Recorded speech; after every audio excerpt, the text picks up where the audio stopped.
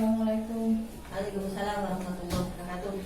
Ini Waktunya sebentar bisa Bu? Nggih. Saya minta tolong dengan untuk supervisi saya di kelas. Oh, nggih. Ini nanti kelas 10. Kelas 10. Nggih. Jam pinten, Bu? Jam pertama.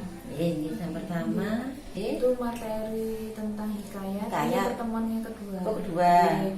Yang minggu kemarin pertemuan pertama itu tentang karakteristik dan struktur hikayat. Jadi hari ini nggih. materinya tentang menonton video hikayat. Tetap materi masih Nggih. sama. Cuma kadangnya nanti itu anak-anak di Kompetensinya, samping nggih. menulis kembali ceritanya nggih. yang ditayangkan di video, kemudian menceritakan dengan bahasa mereka sendiri. Yang pertama apa kompetensinya anak-anak nanti? Yang pertama dari menonton video yang Nggih. ditayangkan, terus anak-anak itu menceritakan kembali dengan menulis.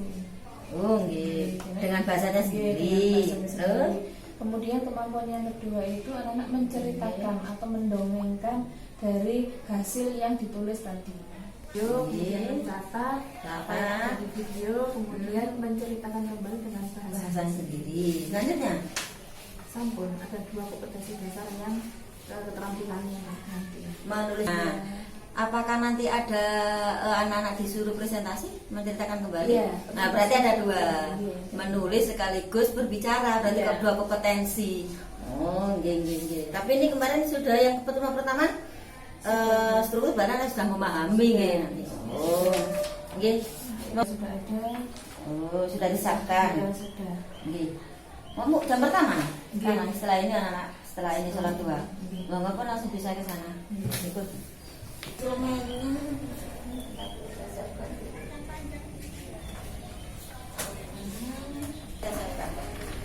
Instrumen yang di kelas. Ini sudah dibahas.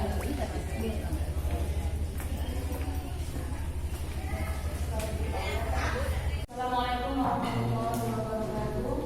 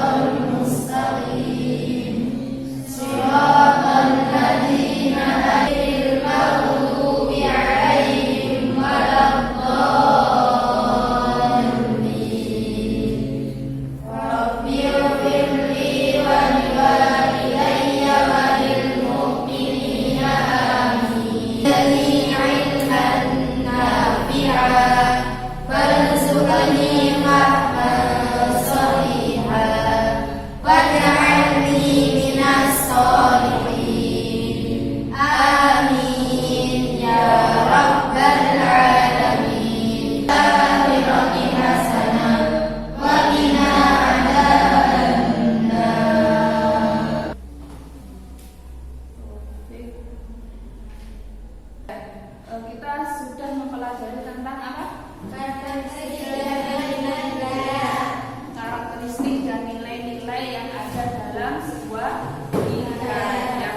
Ya. Untuk pembelajaran pada pagi hari ini, ya, setelah kamu mempelajari tentang karakteristik apa saja yang ada dalam hikayat, terus nilai-nilai yang terkandung dalam sebuah hikayat, hari ini kita akan belajar tentang menceritakan kembali apa contoh dari sebuah hikayat. Kemarin judulnya apa? Hikayat Fitri. Ya, kerjakan. Ya, di sini kita akan belajar tentang mendongeng. Ya, menceritakan kembali contoh hikayat menurut bahasamu sendiri. Ya, jadi nanti saya tayangkan contohnya, kamu menulis apa? Kembali. Itu ya, paham ya? Sementara aja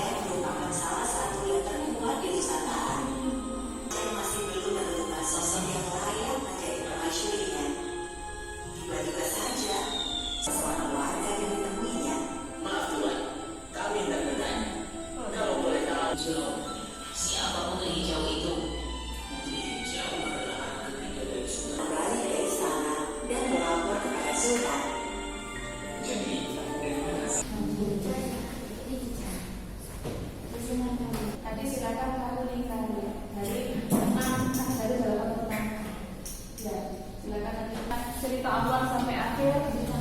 Ya, nanti kalau sudah selesai presentasinya menceritakan itu ya. Silakan.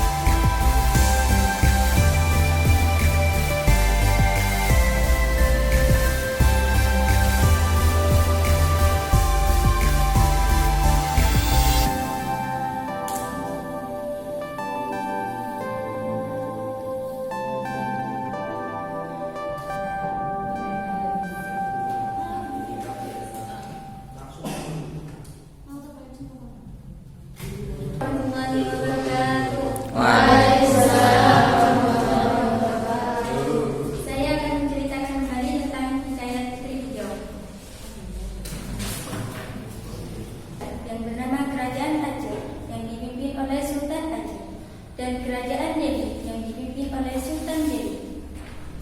Pada suatu hari, ketika Sultan Aceh duduk di halaman kerajaan, ia melihat sebuah cahaya hijau dari arah selatan. Karena penasaran, Sultan Aceh mengutus prajuritnya untuk menyelidiki asal-usul cahaya hijau tersebut. Sultan Delhi. Setelah mengetahui fakta tersebut, Sultan Aceh mengunjungi kerajaan Delhi membawa hadiah berupa emas. Dan sampai di kerajaan Delhi, putri hijau. Setelah Sultan Delhi memperkenalkan ketiga anaknya, Sultan Aceh memberi. Akan tetapi, lamaran tersebut ditolak oleh putri hijau karena merasa belum siap. Sultan Aceh merasa sangat dipermalukan dan pulang dalam keadaan marah. Lalu menyuruh panglima selamat. Namun sayangnya Putri Hijau tertangkap oleh salah satu panglima perang Sultan Aceh, melemparkan 2 butir telur dan segenggam beras ke laut. Beberapa saat setelahnya muncullah seekor naga yang sangat besar dari dalam laut. Lalu naga tersebut menyelamatkan dan membawa pergi Putri Hijau. Melihat hal tersebut,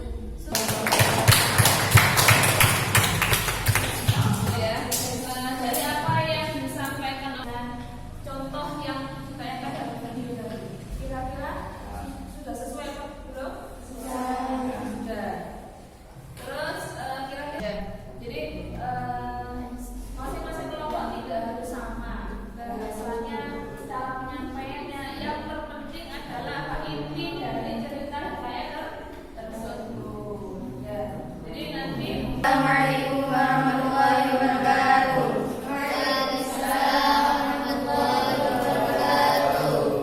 Kami dari kelompok 2 akan menceritakan tentang Hikayat Putri Hijau. Hikayat Putri Hijau. Pada zaman dahulu di Sumatera Utara ada seorang sultan, yaitu Kesultanan Aceh. Pada suatu hari, Sultan Aceh duduk di halaman istananya sembari menikmati secangkir teh. Dan tiba-tiba Sultan Aceh melihat cahaya hijau dari arah belakang istananya. Setelah sampai di kawasan Delhi, para prajurit bertemu 2 pembicaraan Kesultanan Delhi. Kesultanan Aceh langsung disambut dengan hangat. Kemudian Kesultanan Delhi bertanya, apanya kepada Putri Hijau. Seketika itu Putri Hijau bertanya dengan menolakkan Putri Hijau. Tak lama kemudian Kesultanan Aceh menyuruh panglima perangnya menyerang kerajaan Kesultanan Delhi agar dalam perang tersebut. Tidak lama kemudian Putri Hijau di dalam kapal meminta 9 teh tidak bisa membuat apa-apa.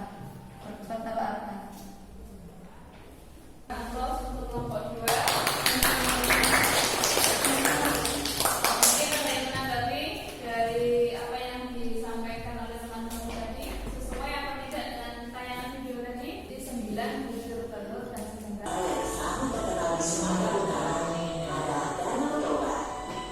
Danau vulkanik ini mendatangkan jutaan pengunjung setiap tahunnya. Bukan hanya terjadi pada masa Kesultanan Delhi. Assalamualaikum warahmatullahi wabarakatuh. Waalaikumsalam warahmatullahi wabarakatuh. Kami perwakilan dari kelompok 3 ingin menceritakan hasil pengamatan kami tentang Hikayat Putri Hijau. Sangat makmur, yaitu kerajaan Aceh dan kerajaan Delhi. Pada suatu hari, seperti biasa, Sultan Aceh sedang bersantai di taman kerajaan. Sultan Aceh langsung menyiapkan para prajurit dengan membawa 1 peti emas dan uang koin emas untuk dibawa berlayar. Putri Delhi. Kedatangan Sultan Aceh disambut dengan baik oleh Sultan Delhi. Tanpa basa-basi lagi, Sultan Aceh menjelaskan maksud kedatangan mereka ke kerajaan Delhi. Tidak ingin mengambil keputusan sepihak. Jadi ia menanyakan langsung pada anaknya apakah ia ingin dengan keadaan marah. Tanpa berpikir panjang lagi, Sultan Aceh langsung menyesali perbuatannya dan tidak bisa berbuat apapun lagi. Sekian dari kelompok kami. Jika ada kesalahan mohon dimaafkan karena kesempurnaan hanya milik Allah Subhanahu wa Ta'ala. Atau kesimpulan pada pembelajaran hari ini yaitu tentang apa? Ini apa ya? Dari cerita saya tadi ya, saya cerita dapat diambil pesan atau amanat. Ya, kira-kira amanatnya apa? Tidak boleh memaksakan terlalu memaksakan kehendak pada siapa? Orang lain. Ya, jadi tidak boleh memaksakan kehendak kepada orang yang kekuasaan. Tidak boleh menyalahgunakan kekuasaan. Ya, kedudukan.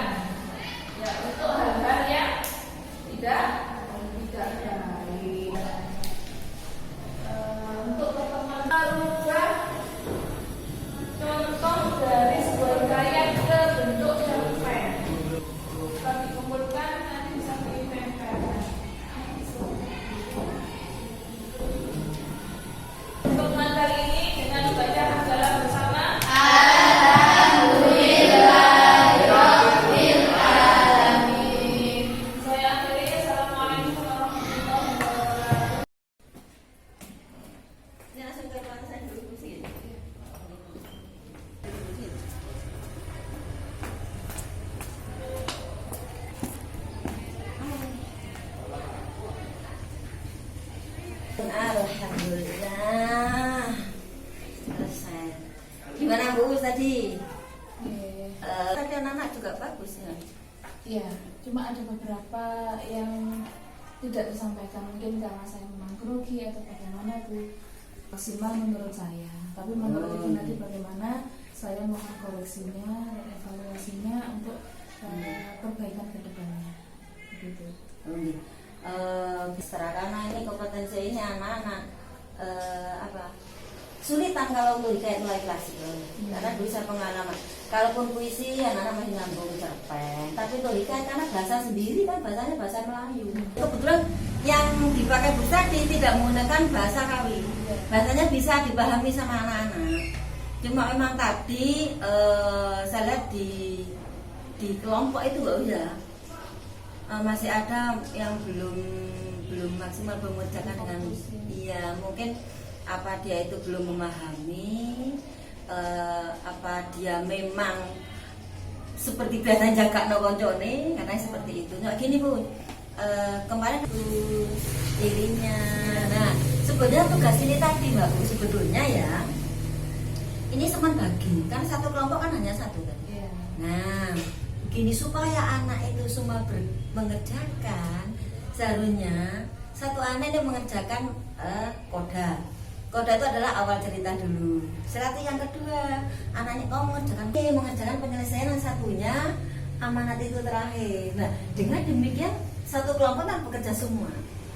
Karena sebenarnya tadi tidak seperti ono sing jakakno. Lah, nanti ini evaluasi berarti ketika kelompok itu supaya semuanya mengerjakan seperti itu. Ini tadi masing-masing kan diberi tugas. Sama bagian koda. Koda itu apa sih? Mulai cerita awal. Seperti tadi dia akan mengerjakan. Yang satunya, nah kamu mengerjakan tuliskan mulai konflik dulu.